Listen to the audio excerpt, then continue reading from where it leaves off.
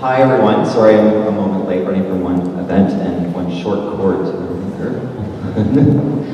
I guess I'm going to sit after this.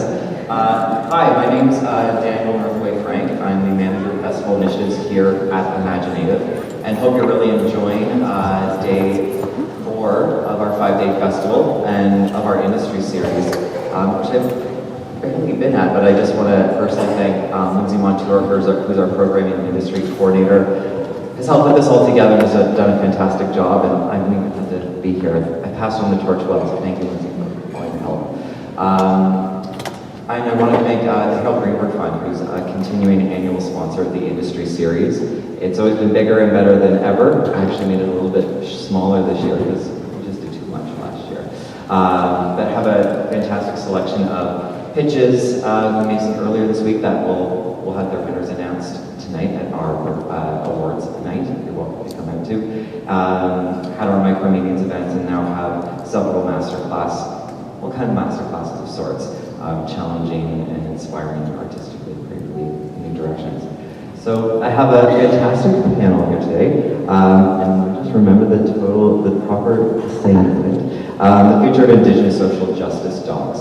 So we have a fantastic panel of some of the most experienced artists in the social doc department, emerging and rising talents, and people who are developing, supporting, and showing us trends that hopefully we can change, actually. Hopefully by the end of this panel, we'll start a discussion into doing that. So I'll sit down now, if that's all okay. So yeah, the idea for this panel came about at the direction of the executive director of imagineNATIVE, Jason Ryle, who wanted to, when we were thinking about our panels and panel ideas, really wanted to speak to the quality and type of artistic social justice representation in cinema, and how these types of work have kind of eroded away over the last 10 years due to funding changes, due to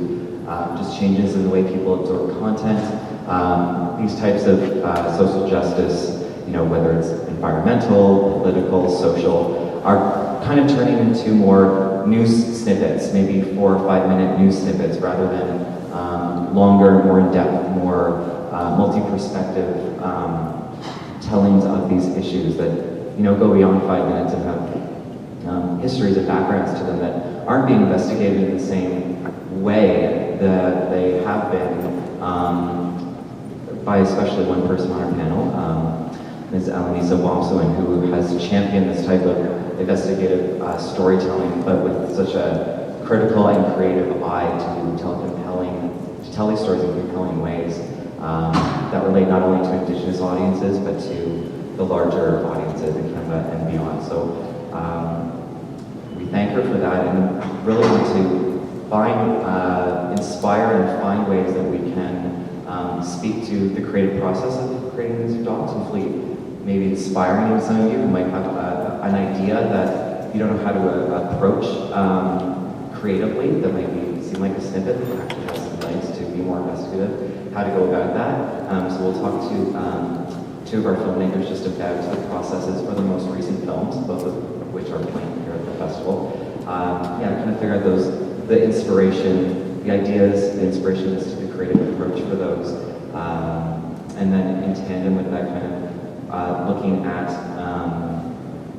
and kind of brainstorming through different types of research that and reports that have come out, and also just what the industry, the larger industry, is looking for or noticing, and noticing the absence of themselves, and what is the call to action at the end of this? Is it who's driving the decision of whether these works can get made? And I think we've had a conference call about a week ago, and it's actually given us some interesting results of there is the opportunity, and it's not even quite aware that it's there by both sides. So I would love just to kind of get started. Maybe we can each just do a very brief, because we only have an hour, and I wish I'd done this for longer.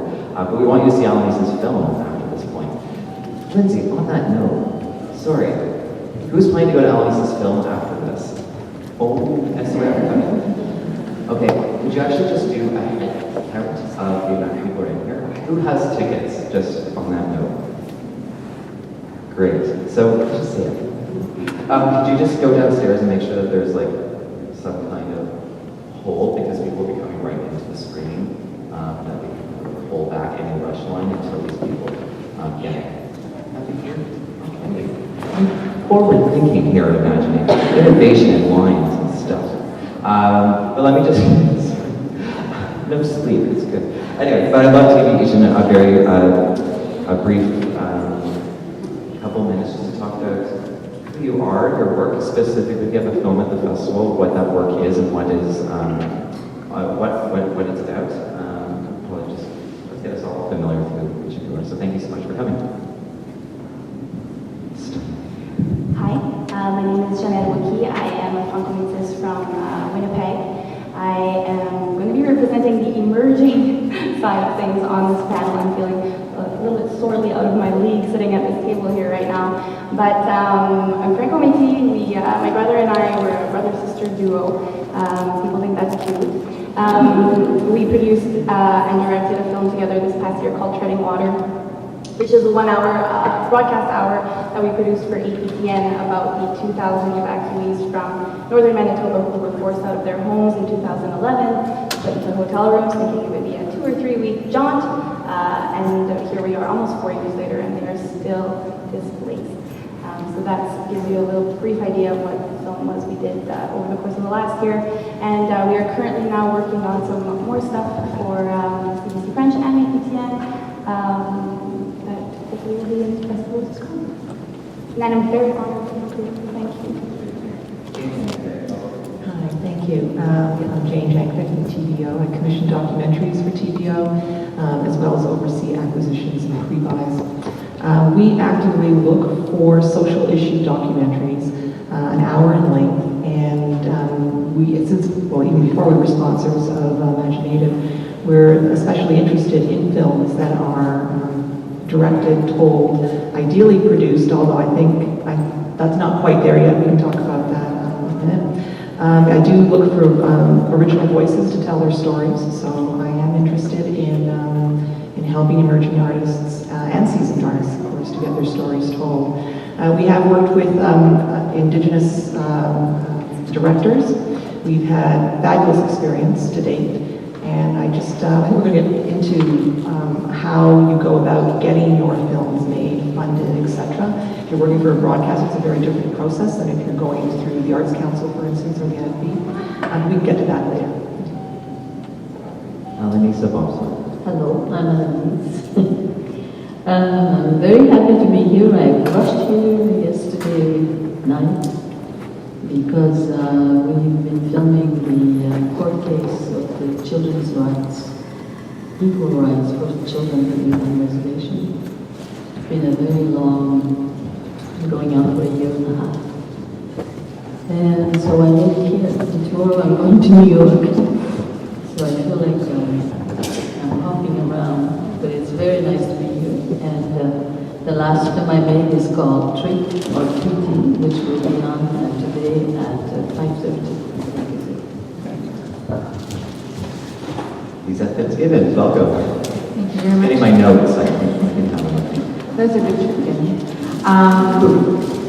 I'm Lisa Fitzgibbons. I'm with the Documentary Organization of Canada. DOC is a national art service organization. We have 600 members across the country and grouped around 6 chapters, so BC, Alberta, Winnipeg, Toronto, Montreal, and the Atlantic region. And one of the things that we do at DOC is research, and I'm really looking forward to sharing some of the information about our latest baby, Growing the Pie, which is looking at alternative financing in Canadian documentary. Because of the 600 members who are members of DOC, 600 of them want to be making social issue docs, and they're all going, but where's the money? And so given how difficult it is in Canada to find money for Canadian documentary because it's tied to broadcasting and so on and so forth, we decided to look at, well, what are the other options and what's possible? So really looking forward to sharing some of that with you today. Great, thank you so much. So I think maybe what would be a good start is just to kind of talk about the subject matter and finding that subject matter that drives a several-year process that you're willing to invest your life in, which will be challenging, which will be harrowing depending on what the topic is, and an emotional experience. So, especially in this particular area, I'm wondering if you could talk about just those ideas and what brought you to that idea and your approach, your creative approach to telling that story. Janelle, it changed a little bit from my understanding, so I'd love to hear more about that. Yeah, so the impetus for the project that we created, there had been a story in the local media in Winnipeg about one of the hotels that had been housing some of these 2,000 evacuees had gone above and beyond out of their way to kind of create an oasis for these displaced people. They weren't just providing hotel services, they had actually ended all other business. They were bringing tutors in for the kids. They were putting on activities. They had retrofitted rooms so that it would feel more like apartments instead of living like in a hotel. So we decided, what a great story. We're going to do, we could totally do a 1-hour doc just about this one hotel, which was called Misty Lake Lodge. And it was a great idea, and we got it approved by our broadcaster. And then about a third of the way through shooting, we started to realize that this hotel was, that story was not so true, I guess. It turned out that the hotels was kind of coming off as just another one of these players in the game that was sort of taking advantage of evacuees and of, sort of the money that comes along with these crisis situations in First Nation communities. So it was a challenge, but we felt that it was important to, and essential to take a step back and, turn the story on its head. And, APTN was fantastic in working with us to, tell the story that really needed to be told, which was a bigger picture story on these evacuees, and to kind of, just give a chance to, let them have a voice, in this whole mess. Because having worked in news, we saw firsthand how journalists, they go out, they come back, they shoot, they come back, and they have to have a 2-minute story in a 4-hour period. And there's no opportunity to really go a step deeper. There's no opportunity to look at, look at these issues in a more complex way, because they are so complicated and they're so multi-layered, and they deserve, something that is 2 minutes on, a local news station really does sometimes deserve an hour or more. So, like I said, the story, turned on its head, and we, did our best to kind of really give it a bigger picture story. Yeah. Great. So my question to you, just in regards to that, and just the format and the pitch for getting this project made, how did you pitch it to APTN to get obviously the funding to develop it, and how did that evolve and change as the story evolved and changed to satisfy? Because they are your native funder, how do you satisfy yourself creatively, but also understand, what they initially had agreed upon? How does that relationship work? Right. So we had pitched this idea under an RFP that APTN had put out for emerging directors, which is a fabulous initiative. And like I said, they really liked the sounds of this original story. And we had funding from APTN, from the CMF, and with tax credits. And yeah. So and the idea of what was the result of the film right now, in keeping with the structure that you've had beforehand. Can you just tell us a bit about that structure? Because from my memory, we're going to focus in a certain way, and then it changed into kind of a larger, maybe just having a text that could be helping with help workers at another school. No. I mean, we had a set budget that was based on a certain story, and that story got 10 times bigger. So yeah, that was a huge challenge to continue to work within the constraints, if you want to call them, they were constraints, but to work within the framework that we had set for this idea and produce this idea. So that was a huge challenge, but we were overcome with passion to really share the story, especially because there was such a lack of public support for these evacuees. A lot of public opinion was not in their favor. Public opinion was, in the position of blaming the evacuees for this mess. So that's what really motivated us to want to correct the misconceptions that were out there, and we didn't care if it meant, really we could have used a bunch of pen knives size to tell the story. But, we did our best with what we had, and I think we came up with a very decent one. That's fantastic. So I'll move just to Alanis and talk about, you produce so many works on so many, a variety of issues. And I just wanted, let's talk about just this particular project and how it got started and how you decided to creatively express what you wanted to say.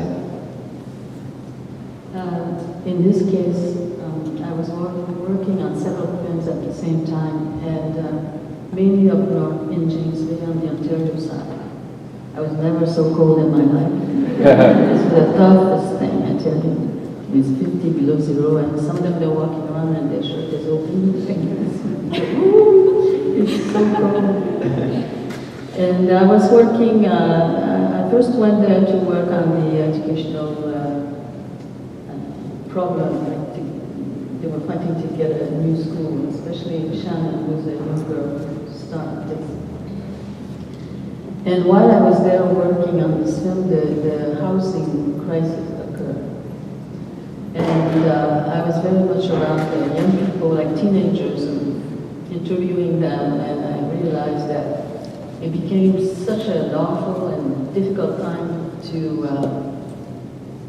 for the people to receive all the bad publicity and insults, and young people through Facebook. It was just really very bad, and I could see that a lot of young people didn't feel like going to school, and it was just getting into I thought, a very depressed time in their hearts. And so I put I Home is the Hay on the side, and I made another film which is called The People of the Catawalks River. Which played here 2 years ago, opening night.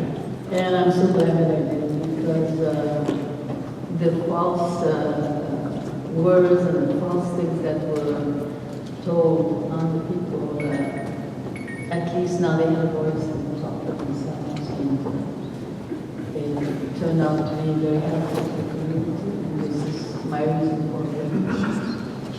And so when this was finished, after I sort of had to go in many places where they were looking at the film, but then I went back to when I started before, and that film came out last year, which is called Hi Ho Mr. Hay. And so it's a continuation of what I've witnessed and of the people going through very difficult times. And now this film, if you come and see it, you will see it's an incredible story, really, that really needs to be told. And it has to do with treaties, and in particular, Treaty Number 9, which is the treaty on the Ontario side and of But in general, when you talk about treaties, people say, "Oh, what's that? This is old. It doesn't exist anymore." And why don't you shut up about that? This is the kind of a reaction. And I think it's my main reason for doing everything I do is to educate and to make sure that people have their story told the way they want it. It comes from there. And it's come out a few months ago, and I already feel a lot of different attitudes and different way of thinking about the history of this country. It really is an incredible cinema experience, and it can inform and change, I think, the way people, at least Indigenous and non-Indigenous, can relate to each other. And it's quite a powerful film, so I look forward to all of you seeing it. And that kind of leads me in just to a question or a comment that we were talking about prior to actually this event was communicating these stories back to these communities. We did have a question that was, are social docs or social docs about Indigenous communities just preaching to the choir? Like, are you telling a story that all the people who are watching are invested in and are aware of already? And it was and Alanis, I think, spoke to it, is that they aren't aware. There isn't an awareness within Indigenous communities. Not everyone has, picks up as they're taught at a young age that what is Treaty Number 9, and that only Indigenous people should be caring about Treaty Number 9. So I want to talk a bit about that education and that idea that, people perhaps already know all these things. There is a lack of education about that. So I think I just want to talk a bit about that a bit more. The reason why I really concentrated on this is because of one man, which is the Grand Chief, Dr. Stan Budit, who was so concerned about making sure that everybody should know what a treaty is and what part it plays on the history of the people here in this country. And he was doing conferences, traveling around in certainly up north, different parts. He wanted all these people to know all the details of Treaty Number 9. And he was working so hard, and I saw him in many places where if there was a crisis or if there was something going on and the people need a leadership, he was always there, and I was so impressed by him. And I asked him if we could go and film this conference that we're having on Treaty Number 9 at Moose Factory. And he said yes. So we went and we did it. And he passed away in June. I was devastated because I know he would be so happy if he saw this film. And it was hard because a couple of weeks before, he sent me an email wanting to know what's happening with the film. And I explained to him how it was going to come out and when approximately. And I said to him, I hope you're not getting too tired, because he had a cancer and he was taking these chemo treatment. So he wrote me back and he said, I stopped the treatment and the doctor's giving me 1 year, but I'm going to live much longer. And just a few weeks later, he was gone, and I was so shocked because I really didn't expect, although I knew he'd been very sick. So that part was very, very difficult. And I'm going to go on a tour of North, probably the first week of December, to the communities that are part of this treaty. And when they did the premiere here, many of them came. And I really felt broken when he was gone. Because the whole time I was always thinking about him and what he said, and he's very much part of the film. And there goes an extraordinary, humble man who had a lot of knowledge and a lot of love for his people. And he got these treatments, he lost all his hair and everything. It never stopped him from being in front of the camera. Some people would say, oh, I don't want to be seen. Nothing at all like that. He just went on and continued, and it's such an incredible model for people who get so discouraged when you're sick like that, when you think you might die or you think you're going to die.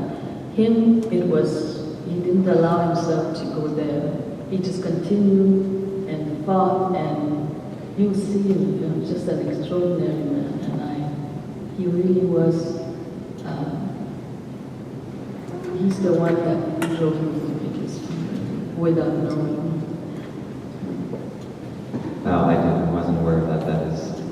That just nails home just the importance of this story being captured and the passion that he has, which he fulfilled in that film. This is living on. He is living on through this in the most important way. He's passionate about Canada and everyone within it. And it's just, I'm so happy that you were there to capture this. I had no idea about that. Oh my gosh. So that kind of I'm going to just push things and kind of talk a bit about that, just back to that question about are social docs or Indigenous social docs in that context, are they so niche that they're preaching to the choir? Why have social justice documentaries? And maybe I'll try to lead into Jane and her experiences of the types of work that they're programming, and why do they champion it. TVO, just as an aside, is one of the true champions of feature documentary production in Canada, if not the only, in terms of the broadcasters, and the commitment to various artistic forms of that, and also short documentary now too. So we thank you for that, and love to hear just make it happen. Yes, we've always determined that our commissioning strategy would be around social issue docs. The station, our mandate is about providing information and points of view that allow people to make decisions about how they want to live, what kind of society they want to live in. So we are especially keen on social issue docs. Everybody has to draw certain parameters about what kinds of docs they're most interested in supporting. And with social issue docs, we are especially interested in contemporary unfolding stories. That's not to say that history may have an impact on the situation that is happening now, but we're always trying to connect the social issue that we're studying with the impact that it has had and is having on society now, whether it's a particular group within society, but we believe there's no such thing as an isolated group in society at all. You know, it all has a butterfly effect, it affects us all. So I'm interested in capturing living history. I want the films that we're supporting now to be considered history 15 and 20 years from now, and be a real snapshot of who we were in the time, and during the time that we were documenting that story. We have traditionally been a POV commissioner, which is point of view. We continue to do that. That often means that, well, it always means it's a character-driven story, or it's an essay by the filmmaker themselves, who is taking us through a journey through which we see some sort of transition, for better or for worse, and often not knowing what's going to come out the other end. That's sort of our sweet spot. However, we are also, this is great news, I think, we have expanded our mandate to also include current affairs, so that we will be looking at more topics rather than a personal experience. And ideally, to tell you the truth, the sweet spot is you combine the both of them together, where the current affairs gives you context for the story, and you have the emotion of seeing someone experience the story as it's happening. We are hoping, or I am hoping anyway, to start a shorts program. We have a short doc contest every year, 5 minutes. I think it'll be launched on our website fairly soon. We always have a featured filmmaker that determines the theme of the short doc. And I really love that contest, because every year it tells me that there are people who are very keen to tell their stories, or tell a story, even if it's not theirs. And it's such a great opportunity for people who have that itch or yearning to share something in a really doable 5-minute format. And often these are people who want to continue to do films, but they're getting their product, so to speak, in front of filmmakers who will be able to critique for them, etc. So I think, given the quality of those shorts that we're getting, I'm very keen to start a shorts program, which would be online, hopefully on air. We can sort of figure out how to do scheduling. But now I'm doing scheduling, I suppose I can just do that. Oh yes, it's a new role for me. I keep forgetting I can actually determine that. Yeah. So, but all that to say that we are, sometimes a good story is a good story, and even if it doesn't fit all the boxes, that's fine. A good story is a good story. Put it out there. I could commission something that totally contradicts everything I just said, but I think that it's a story that really is meaningful and leaves you with something to think about, and that for me is really, really critical. What's the takeaway for someone who's watching it at home or in the theater? And at home, because we're a broadcaster, it's a very, very competitive thing.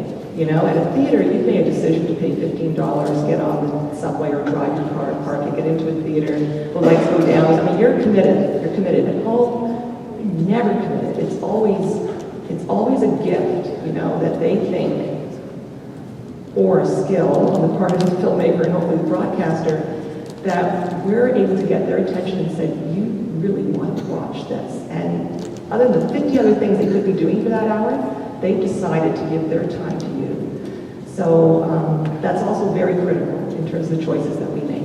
Is this something that people are going to go, oh, I should know something. Great, and that is just brought up something else that we discussed was, and maybe we could actually we'll talk about this. I want to give Lisa a chance just to kind of expand on this through what the documentary organization of Canada has done to investigate who the audience, is there an audience? And clearly there is, but why don't you just expand on that information you found and how it's driving things now and how we should be changing it. Sure. Well, a couple of things. So the study that I want to talk about is called Growing the Pie, and it really looks at financing. And what I find really interesting in everything that we've heard so far, there are two themes. It's passion and good story. And social justice docs are driven by passion. And passion is very, it propagates. It's very contagious. There we go, that's the word I'm looking for. And so that passion is something that is very infectious, it's very useful, and I think that if you're thinking of doing a social justice doc, you really have to look at all of your options, and I think shorts are a real ticket. Just because with shorts, there's so many things that you can start thinking about. You can do little snippets and then sort of weave them together. You can do them for online distribution. But that's talking about the distribution. First, you've got to make the damn thing, and where are you going to find money? About the money. So when we had our conference call, I want to reiterate a point that Alanis made, reminding us that all of our public institutions have funding dedicated for Aboriginal artists. So that is the first door to knock on to see if your project fits. If you're not familiar with the art councils, start there. But the CMF, the Canada Media Fund, has a dedicated program. Telefilm does as well. And these are incredible doors for you to knock on, to have conversations with. And Janelle and I were exchanging just before the panel, saying how much all of this is about a conversation. So finding the money is really about having conversations and getting to know people. They need to get to know you. They need to understand what your project is. They need to see if it fits with what it is that they want to do. And I don't want to be repeating stuff that you may have heard in other panels, so I'll just skip along to our study, which looked at 4 different means of raising money. Really, in terms of alternative financing, there is no secret hidden gem anywhere. It's all been tried. The latest baby in the alternative is crowdfunding, and I'm sure you've all heard about it. Crowdfunding is great, awful, fantastic, terrible. Yeah. There we go. I've done it. It's not a piece of pie. It is not a walk in the park. But what's important about crowdfunding is that it's not just about raising money, as hard as it is. It's about raising audience, and it's developing an audience. And interestingly enough, it's also about developing your brand. Growing the Pie, what we did is we actually looked at case studies. And so the case study, you'll find, by the way, you'll find this on our website at .org, and also you'll find copies of the executive summary at the back, and I had no idea that there were going to be so many people here this afternoon, so I apologize, there aren't enough copies. But what we found with crowdfunding is that it is exactly that. It's about building your brand. It's about getting access to that database so that you can actually develop a relationship with the people who want to be supporting your work. And where we don't have the answer yet is, so okay, they crowdfunded you fantastically for this month, but are you going to be able to leverage that for the next production? So we don't know that yet, but some people are. So Velcro Ripper is somebody that we profiled in one of our case studies, and he's really all about niche, and that is exactly what social justice docs are. So that's where the hope is. It's hard work, it's awful, it's terrible, it's everything I've just said.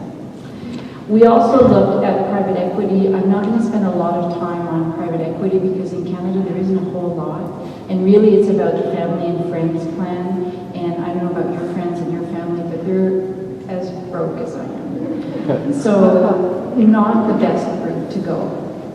The other one that we looked at is corporate branding. And corporate branding isn't the demon that we thought it was maybe 10 years ago. There's actually some really interesting things that are happening on the corporate branding front and ironically on the environmental side. So you wouldn't necessarily expect companies that make outdoor gear wanting to fund films about protecting mountains, but they do.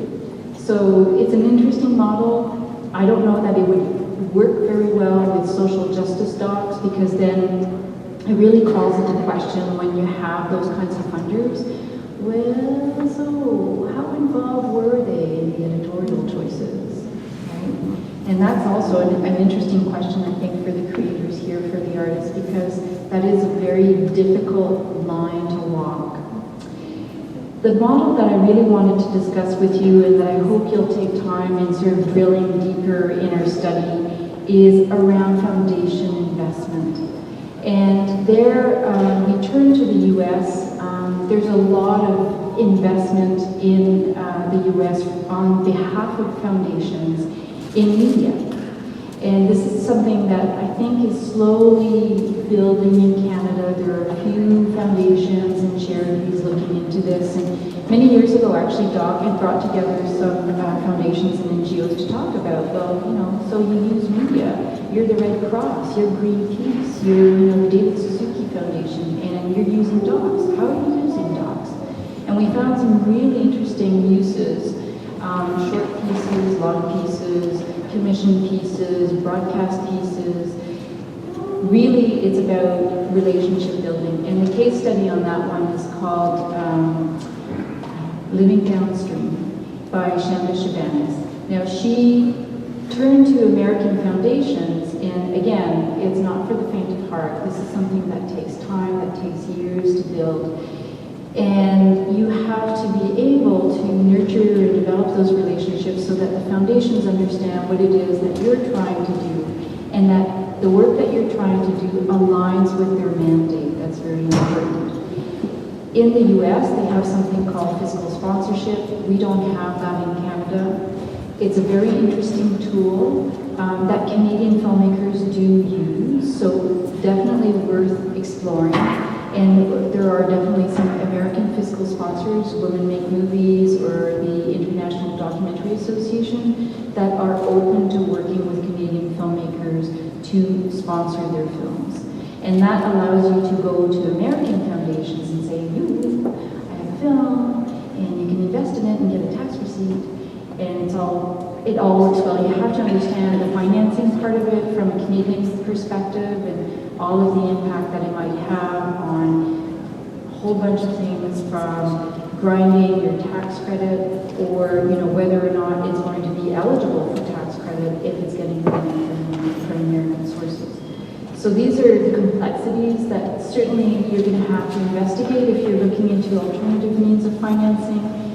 But the message here is patience will be rewarded. If there's one thing I know about doc makers is that they are persistent. They have a highly developed email reflex, and it is something that works in their favor. So it's just about persistence and incredible research, but also going into it with your eyes open so that you understand how it's going to impact your financing structure, especially around crowdfunding. You really need to understand what it does so that you don't have nasty surprises with CRA knocking on your door saying, oh, did you know that you have $50,000 that you have to declare as personal income?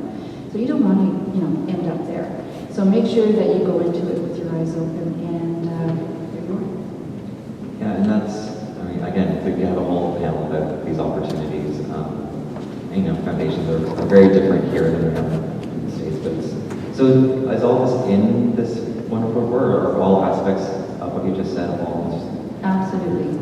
So if you guys want to sign up for just our e-bulletin, if you don't get a copy, maybe we can help at least point you in the direction so you can get that. Sure, would be a great brief. So yeah, from that and kind of just this funding, I kind of want to to getting these social justice ideas back, getting them produced. So clearly there's some funding, there's interest, there's mechanisms with the broadcasters, and I'll include Jane in this a little bit. Just navigating the pitch process, the idea and application process, and the challenges and the unfortunate challenges of generalization or what have you in the Canadian media is just that the larger Canadian audience doesn't care about Indigenous issues potentially, or isn't a dedicated audience to invest in, on a national scale to experience Indigenous art or features, let's say. Like trying to balance that, who is the audience that you're speaking to, and how do we create an atmosphere, as I believe a Hot Docs report that they did recently, right? I think you know the stat probably better than I, but it's just the interest in documentary consumption is extremely high, and Hot Docs is one of those few places where you can actually experience it, because Lord knows it's not on most of the broadcasters these days, feature documentaries. So based on that, like, clearly there's an audience. Toronto is like a small exception, just huge, love it. But we created a culture of that here. So how do we create a culture that's beyond, Hot Docs or those small documentary festivals, with content that, you're pitching an idea to, let's say, a broadcaster that is, let's say traditional fishing in one village in this one little remote area. You want to do a whole thing about that. How is that going to appeal to Joe Blow, who's flipping through his channels and might be open to something, but it's such a niche thing that doesn't resonate to him. So, I'm trying to think about just that process. Like, obviously, we're trying to reach as large an audience as possible with a specific passion for Indigenous issues. Maybe Jane can talk a bit about that. You were saying just the applications and the ideas that haven't come to you yet. So let's expand on that. Well, I want to emphasize that a good story is a good story. A good story transcends whether it's coming from an Aboriginal point of view or a French Canadian point of view or whatever. As a broadcaster, I'm looking for those kinds of stories that transcend telling a story that is going to be of most interest to a small group rather than a large group. But the difference between a story that's of interest internally and a story that has interest externally, it may not be what you think. The difference is you have a really compelling character that just grabs my attention, and I can't not want to know what happens to them. You're telling me something I perhaps read about in the newspaper but never really understood, and now you're actually there, and you've recorded and documented that. I'll just use an Aboriginal story for as an example. A standoff or whatever that's happened, but you're actually there, and you've talked to people in front and behind the line, and it's like, oh, well, I want to know more about that because I know that was in the newspaper. Or it's a story that you can relate to no matter what it is. I mean, if it's a child, whether it's suicide or addiction or any of those really hard and difficult topics to talk about, there's a crazy disproportion of that happening in Native communities. But you can feel compassion without being in one of those communities and attempt to want to understand without necessarily being in one of those communities. It really is how you tell your story and the characters that you involve to help tell those stories. So I don't know if that answers your question or not, but it's the difference between what is, preaching to the masses, preaching to the converted and telling stories to the masses really is, the energy and the potency of the story. Right, and forgive me if I missed it, but you're saying that you actually receive very few. Very, very few. Very, very few. Like if you're thinking, it's hard to think that thinking like there isn't an audience or a broadcaster doesn't want to hear my story. That weird feeling that you're just not of interest is quite the opposite. Quite the opposite. Yeah. And it's just I think breaking that idea is, I think, very important. I think, and I don't want to take too much more time with this, but I think one of the other things, though, is that although I think there's a real emerging and growing talent, desire to tell stories, there's another piece of it when you're dealing with the broadcasters, which is a producer. You know, someone who's going to go out there, get the money, do the paperwork, wrangle, make sure the applications are filled out, blah, blah, blah. You see a map, you've got all those papers you have to fill out. Like, it's a lot of work, and especially if you're starting out, it's really good to try and get a producer on board who believes in your story and who has some of those connections and cell phone numbers and all those things that you need. And it frees you up to tell your story. Producer is a real unsung hero in the film industry. It's a nasty job, really. You know?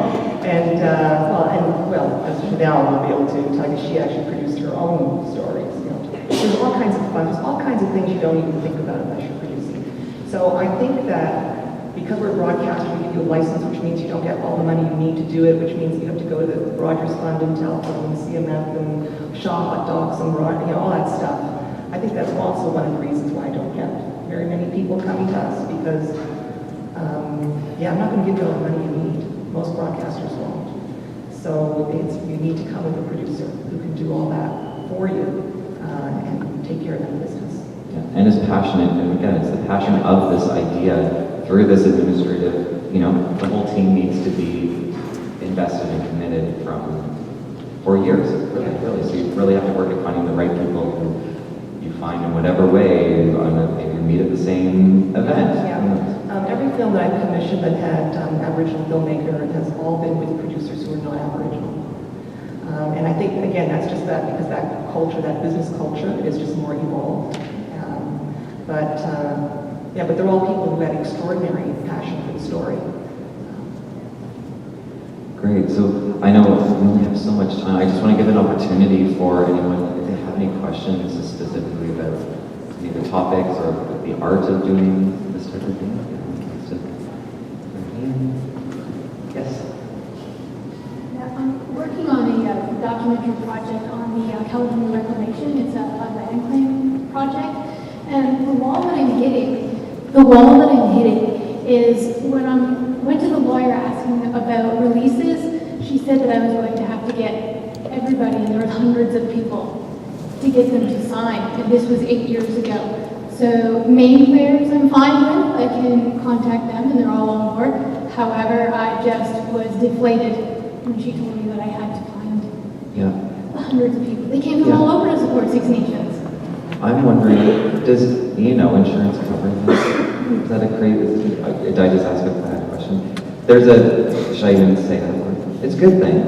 It's a cover your butt type of thing. You need it. It's going to go on. If you're going to put it on a broadcaster, you have to have insurance. And that is to ensure that if someone in that crowd was not happy with you being on screen, that you have insurance that won't put you broke if they decide to sue you. It's an investment of several $1,000s into your production to ensure the safety of your project and that it will stay, if there is something, it stays with the project and not personal. It's not going to turn into you losing your personal finances over not filming, not getting that one sheet signed. It goes towards the production. If I understand that all right, but Like if you don't have all the releases that the people who are going to give you the errors and omissions insurance are going to want, the errors and omissions insurance is going to be more expensive. You know what I mean? Because it's a bigger risk if you don't have, as many releases as you can possibly have gotten for the course of your shooting. I think that's, I can still move forward. yeah. But can you tune it back down? Does anyone else have a question about documentary production? Someone else?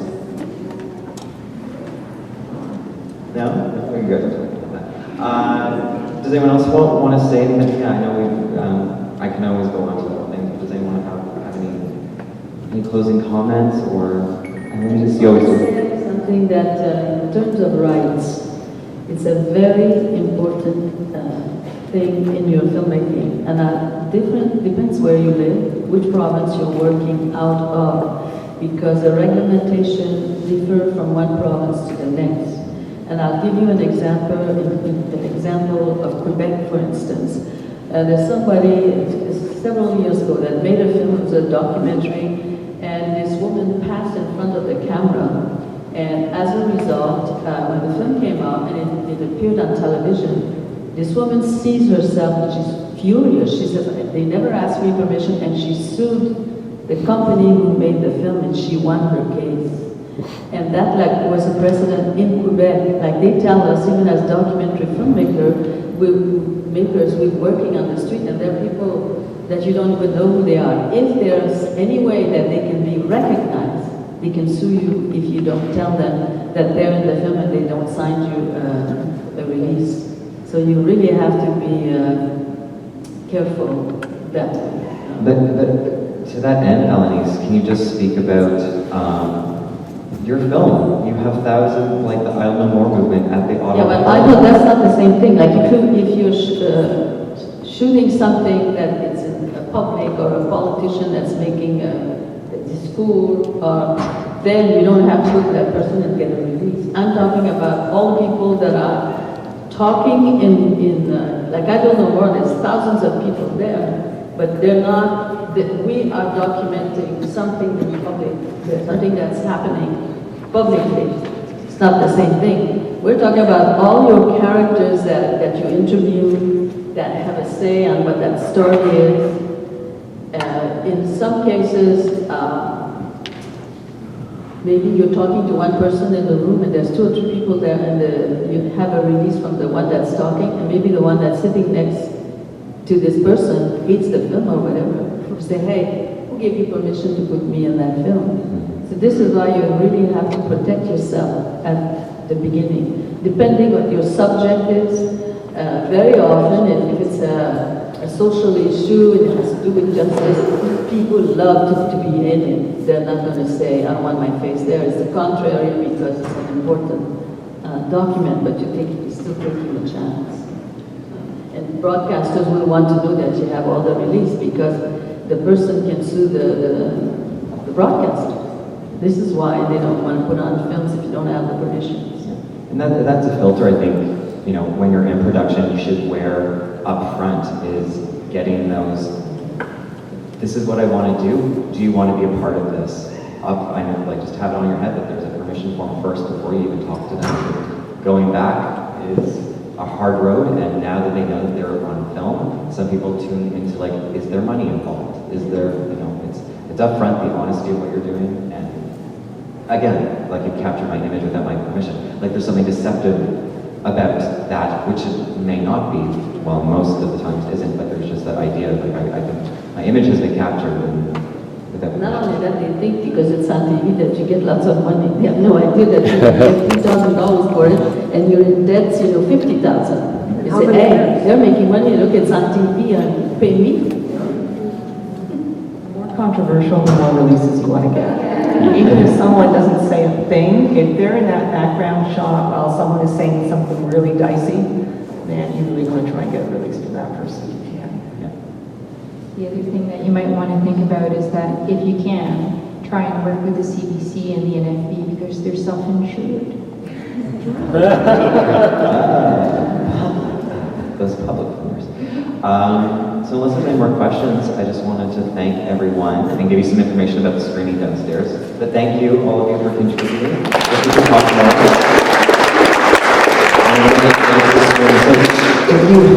just to clarify, if you have a ticket, you don't need to go to the rush line.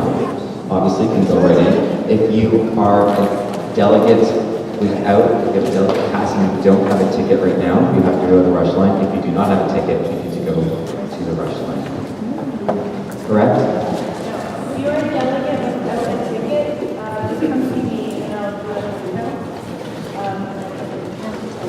Oh, I see. We sometimes have a little allotment of pass holder tickets.